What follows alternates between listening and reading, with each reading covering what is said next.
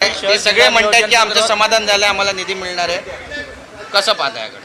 आम्ही विकासामध्ये कुठलंही राजकारण पक्षीय राजकारण कधी आणलं नाही आणि विकासामध्ये आणणारही नाही. कारण शेवटी लोकप्रतिनिधी जे आहेत हे लोकांना मूलभूत सोयीसुविधा देण्यासंदर्भात DPDCमध्ये प्रश्न मांडत असतात. त्यामुळे त्यांना त्यांच्या प्रश्नांना न्याय देणं हे शासनाची जबाबदारी आहे आणि ती आम्ही पार पाडतो. आजच्या जिल्हा नियोजन बैठकीमध्ये 2026-27चं जे आर्थिक बजेट आहे त्याला मान्यता दिलेली आहे आणि त्याचबरोबर अनेक विषयांवर चर्चा झालेली आहे. त्यामध्ये अतिक्रमणमुक्त मुंबई, झोपडपट्टी मुक्त मुंबई, SRA क्लस्टरला प्राधान्य देणं, त्याचबरोबर ज्या आपल्या शासकीय यंत्रणा आहेत त्यांना जेवीमध्ये घेणं आणि जेवीच्या माध्यमातून रखडलेले जे प्रकल्प आहेत त्यांना मार्गी लावणं, हिंदुहृदय सम्राट बाळासाहेबांचं जे स्वप्न होतं 40 लाख लोकांना घरं देणं, खऱ्या अर्थाने आम्ही रमाबाई आंबेडकर नगरचा प्रकल्प 17,000 घरांचा SRA आणि MMRDA मिळून सुरू केलेला आहे, म्हणजे त्याला चालना दिलेली आहे. त्यामुळे भविष्यामध्ये झोपडपट्टी मुक्त मुंबई, खड्डेमुक्त मुंबई, प्री मान्सून वर्क याच्यावर देखील चर्चा झाली. पावसाळ्यापूर्वी करण्याची कामं सर्व यंत्रणांना सूचना दिलेल्या आहेत की कुठल्याही परिस्थितीमध्ये पावसाळ्यामध्ये खड्ड्यांचा त्रास लोकांना होता कामा नये. पहिल्या फेजमधलं 31 मेपर्यंत सगळे कॉन्क्रीटचे रस्ते कंप्लीट होतील. दुसऱ्या फेजमधले देखील 90% कंप्लीट होतील आणि त्यामुळे जे तिसऱ्या फेजचं काम पावसाळ्यानंतर सुरू होईल आणि जे डांबरी रस्ते आहेत ते डांबरी रस्ते पावसाळ्यापूर्वी सुस्थितीत आणण्याच्या सूचना मी दिलेल्या आहेत. नाले सफाईच्या बाबतीमध्ये देखील सूचना दिलेल्या आहेत. ज्या ठिकाणी पाणी वॉटरलॉगिंग होतं, पाणी साचतं, ते स्पॉट देखील माहिती आहेत आणि त्यामुळे तिथं देखील मोठ्या प्रमाणावर यंत्रणा बसवण्याच्या सूचना दिलेल्या आहेत. होल्डिंग पॉन्ड आहेत ते देखील कार्यान्वित करण्याच्या सूचना दिल्या आहेत, जेणेकरून पावसाळ्यामध्ये पाणी साचून मुंबईकरांना त्रास होणार नाही या सर्व सूचना दिल्या. सर्व यंत्रणांनी त्याच्यामध्ये एक टीम बनून काम करावं अशा प्रकारचे निर्देश दिलेले आहेत. त्याचबरोबर मोकळे फुटपाथ हे लोकांसाठी चालण्यासाठी आहे आणि म्हणून महापालिका आयुक्तांना मी सांगितलेलं एक स्पेशल ड्राईव्ह घेऊन हे सगळे फुटपाथ जे आहेत हे फुटपाथ लोकांना चालण्यासाठी असले पाहिजेत आणि हे फुटपाथ सुस्थितीत असले पाहिजेत, फुटपाथ सुरक्षित असले पाहिजे यासाठी बजेटमध्ये एक वेगळी तरतूद करण्याच्या देखील सूचना दिलेल्या आहेत, जेणेकरून मुंबईतले सगळे फुटपाथ आपल्या मुंबईकरांना चालण्यासाठी मोकळे राहतील आणि सुरक्षित राहतील. नक्कीच. पण या बाबतीमध्ये देखील निर्णय घेतलेला आहे आणि त्यामुळे प्रदूषण मुक्त मुंबई, दादरचं शिवाजी पार्कचं प्रदूषणच्या बाबतीमध्ये IITची नेमणूक केलेली आहे. पण मुंबईतले संपूर्ण मुंबई प्रदूषण मुक्त झाली पाहिजे, प्रदूषण कमी झालं पाहिजे यासाठी जे काही नॉर्म्स ठरवलेले आहेत त्याची अंमलबजावणी काटेकोरपणे प्रभावीपणे केली पाहिजे अशा सूचना मी दिलेल्या आहेत. त्याचबरोबर जे खाजगी डेव्हलपर आहेत त्यांनी सगळ्या सूचना नियम पाळले पाहिजेत.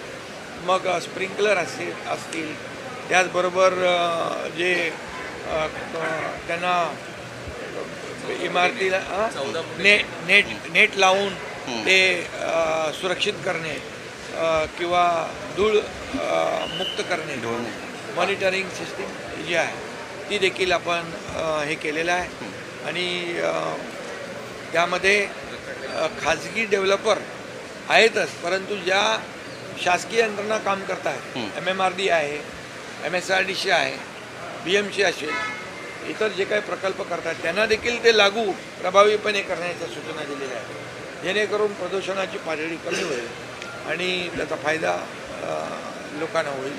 साहेब, बांगलादेशींचा मुद्दा आज उपस्थित केला. बांगलादेशींचा जे रखडलेले प्रकल्प जे आहेत त्याचा पुनर्विकास झाला पाहिजे याला मोठ्या प्रमाणावर चालना देण्याच्या सूचना ऑलरेडी आपण ती पॉलिसी केलेली आहे. त्यामुळे SRAचं पण क्लस्टर केलं आहे आणि धोकादायक इमारतींचं देखील क्लस्टर केलेलं आहे. त्यामुळे क्लस्टरच्या माध्यमातून मोठ्या प्रमाणावर मुंबईचा पुनर्विकास जो थांबला होता त्याला चालना देण्याचं काम केलेलं आहे. त्याचबरोबर ड्रग फ्री मुंबई ही देखील केली पाहिजे आणि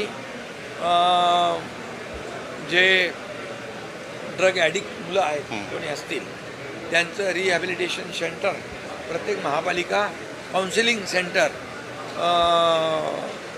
डी ॲडिक्शन सेंटर जे आहे ते प्रत्येक महापालिकेच्या हॉस्पिटलमध्ये कक्ष सुरू करण्याच्या सूचना दिलेल्या आहेत. त्याप्रमाणे महापालिका आयुक्त आणि शासकीय हॉस्पिटल ते देखील आपल्याला करतात. फेरीवाल्यांनी देखील या ठिकाणी त्यांची पॉलिसी ठरेपर्यंत कोर्टामध्ये मॅटर आहे ते नागरिकांना त्रास होणार नाही अशा प्रकारचा आपला व्यवसाय त्यांनी करावा. नागरिकांना कुठली गैरसोय होणार नाही याची काळजी त्यांनी घेतली पाहिजे. त्या बाबतीत देखील प्रभावी अंमलबजावणी करण्याच्या सूचना मी दिलेल्या आहेत. त्याचबरोबर बांगलादेशींचा मुद्दा आलेला होता, बेकायदेशीर बांगलादेशी त्याचबरोबर वाहतूक कोंडीचा विषय जो आहे वाहतूक कोंडीवर देखील उपाययोजना झाल्या पाहिजेत या संदर्भात देखील सर्व यंत्रणांना सूचना या ठिकाणी दिलेल्या आहेत. त्याप्रमाणे ते काम करतील आणि नागरिकांना वाहतूक कोंडीचा त्रास होणार नाही याची काळजी घेतील. त्याचबरोबर ज्या मुंबईमध्ये toilet on wheel pink toilet महिलांची जी काही गैरसोय होते ते स्पॉट आयडेंटिफाय करून मार्केट असेल इतर जी काही ठिकाणं आहेत रेल्वे स्टेशन्स असतील त्याच्या बाहेरचा परिसर असेल बस स्टॉप असतील इतर ज्या ठिकाणी आवश्यक आहे त्या ठिकाणी मोबाईल टॉयलेट ही सूचना दिल्या महापालिकांना आयुक्तांना आणि ते स्वच्छ असले पाहिजे अशा प्रकारचे देखील सूचना मी दिलेल्या आहेत. बाकी बांगलादेशी जे काही लोक राहत आहेत घुसखोरी करून त्यांना तात्काळ शोधून काढणे या बाबतीमध्ये जिल्हाधिकारी आणि पोलीस यंत्रणा यांना सूचना दिल्या. त्यांचे आधार कार्ड दिले असतील तर ते रद्द करणे, जी कागदपत्र दिली असतील तर ती त्यांनी मिळवली असतील तर ती सगळी रद्द करून बांगलादेशींना बाहेर काढणं या संदर्भातला देखील चर्चा आजच्या DPDची बैठकीमध्ये झालेल्या आहेत. या बाबतीमध्ये मुख्यमंत्री महोदयांनी स्वतः देखील गांभीर्याने ही बाब घेतलेली आहे आणि म्हणून बांगलादेशींना मुंबई महाराष्ट्रातून त्यांच्या बाहेर काढणे हद्दपार करणे हे देखील निर्णय हा झालेला आहे. सर तुम्ही महत्त्वाची सूचना केलेली आहे की जे आजार जे आहेत जे शासकीय योजनेत बसत नाही तर त्यांना कुठेतरी सामावून घेण्यासंदर्भात तुम्ही देखील काही सूचना केलेल्या आहेत. ते नेमकं काय आणि ते कधी पण करू शकतात? काही बदल या महात्मा फुले आरोग्य योजना असेल महात्मा फुले आरोग्य योजनेमध्ये जे काही आजार आता एन्जिओग्राफी आहे त्याचबरोबर हार्टचे स्टेंट आहे त्याचबरोबर काही आपल्या ऑर्थोपेडिक सर्जरी आहे तर त्याच्यामध्ये बसत नाही आहे. तर त्यामुळे त्यांना नागरिकांना ज्या आपल्या रुग्णांना न परवडणाऱ्या शस्त्रक्रिया आहेत तर त्या महात्मा ज्योतिबा फुलेमध्ये त्या कव्हर कराव्या अशा प्रकारच्या सूचना मी सार्वजनिक आरोग्य विभाग जो आहे त्यांना देणार आहे आणि त्यामुळे नागरिकांना फायदा होईल. त्याचबरोबर मी एकदा KM हॉस्पिटलमध्ये सरप्राईज व्हिजिट केली होती. त्यावेळेस काही लोकांनी औषधं आम्हाला विकत आणावी लागतात अशा प्रकारच्या तक्रारी आणि विनंती केली होती. तर 0 प्रिस्क्रिप्शन हे निर्देश मी दिले होते. आयुक्तांनी आज महापालिका आयुक्तांनी मला सांगितलं 80-85% हॉस्पिटलमध्ये 0 प्रिस्क्रिप्शन आहे. औषधाला पैसे द्यावे लागत नाहीत. अजून एक 15-20% हॉस्पिटलमध्ये ती यंत्रणा कार्यान्वित होईल आणि 100% औषधं रुग्णांना त्यामध्ये मोफत मिळतील. आपल्या दवाखान्यामध्ये देखील औषधं मोफत मिळाली पाहिजेत या संदर्भात देखील मागणी झाली, ती देखील पूर्ण या काही ठिकाणी राजकीय प्रश्न आहे. त्यांनी मेनोपॉल आपल्या दवाखान्यामध्ये मेनोपॉल क्लिनिक सुरू करावी अशा प्रकारची सूचना झाली. तर मी मुंबई आयुक्तांना निर्देश दिलेले आहेत, त्याप्रमाणे त्या देखील सूचना अंमलात येतील आणि लोकांना ते तपासतील. तर जो ठाकरे गट मुंबईमध्ये मराठी महापौर बसावा आणि यासाठी आग्रह धरत होता. दुसरं इतर बाकी मुंबईचे जे विषय होते या संदर्भात या DPT मराठी भवनचा एक मध्ये महत्त्वाचा विषय मराठी होता. भवनाचं काम जे आहे ते देखील युद्धपातळीवर जोरात आपण करू, त्या देखील सूचना दिलेल्या आहेत. सर ज्या मुंबईमध्ये ठाकरे गट मराठी महापौर बसावा यासाठी आग्रह करत होता, तेच कुठेतरी आता परभणीमध्ये काँग्रेससोबत एकत्र येऊन त्यांनी मुस्लिम महापौर जो आहे तो बसवलेला आहे. 2019लाच बाळासाहेबांचे विचार सोडल्यामुळे आम्हाला हे सरकार बदलण्याचा निर्णय घ्यावा लागला होता आणि म्हणून बाळासाहेबांचे विचार घेऊन आम्ही पुढे चाललो आहे. आज त्यांचे विचार आणि डेव्हलपमेंट, या राज्याचा विकास आणि बाळासाहेबांचे विचार हे घेऊन आम्ही पुढे जातो आहे. म्हणून या महाराष्ट्रातल्या जनतेने विधानसभेत, नगर परिषदेमध्ये, महापालिकांमध्ये आणि झालेल्या जिल्हा परिषद पंचायत समित्यांमध्ये आम्हाला कौल दिला आहे, आशीर्वाद दिलेला आहे. आणि म्हणून 2019लाच त्यांचा जी काही भूमिका त्यांनी घेतली ती आता या कुठं परभणीमध्ये त्यांचा खरा चेहरा लोकांसमोर आलेला आहे. जनाब सेना म्हटलं म्हणणार नाही, आम्हाला अनुमती नाही देते. वंदे मातरम गीत म्हणणार नाही अशा पद्धतीची भूमिका आबू आझमी यांनी घेतली. वंदे मातरम म्हणजे मातृभूमीला वंदन, त्यामुळे हे राष्ट्रगान आहे. हे वंदे मातरम म्हणत म्हणत आपल्या अनेक देशभक्तांनी, स्वातंत्र्यवीरांनी फाशीवर चढले, बलिदान दिलेलं आहे. त्यामुळे वंदे मातरम म्हणजे मातृभूमीला वंदन करणं हे सगळ्यांनी केलं पाहिजे. या भारत देश आहे, प्रत्येक भारतीयाने हे वंदे मातरम म्हटलंच पाहिजे. अधिवेशनानंतर उद्धव ठाकरे महाराष्ट्र दौऱ्याला बाहेर पडत आहेत. संघटना बांधणीसाठी उद्धव ठाकरे बाहेर पडणार आहेत अधिवेशनानंतर. चांगलं आहे, सर, शुभेच्छा. मराठीमध्ये उद्धव ठाकरे गटाचे आमदार अजय चौधरींना तुम्ही डायरेक्ट GR काढून दिला लालबागच्या विकासासाठी, काय करतो? काय कारण म्हणजे आम्ही निधी देताना कुठलाही दुजाभाव केलेला नाही आणि त्या भागाची आवश्यकता लक्षात घेऊन नागरिकांची, माझं कामच तसं असतं. निर्णय घेतला की त्याचं अंमलबजावणी तात्काळ, no reason on the spot decision, त्याच्या हातात GR देऊन टाकला. त्यामुळे मी मुख्यमंत्री असताना देखील हे केलेलं आहे. आता देखील मी उपमुख्यमंत्री म्हणून काम करतो आहे.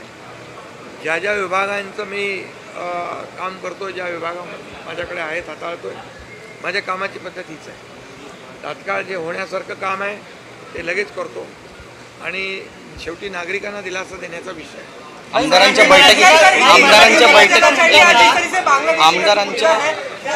बांग्ला देखिए, आज जिला नियोजन बैठक में कई विषयों पर चर्चा हुई है. मुंबई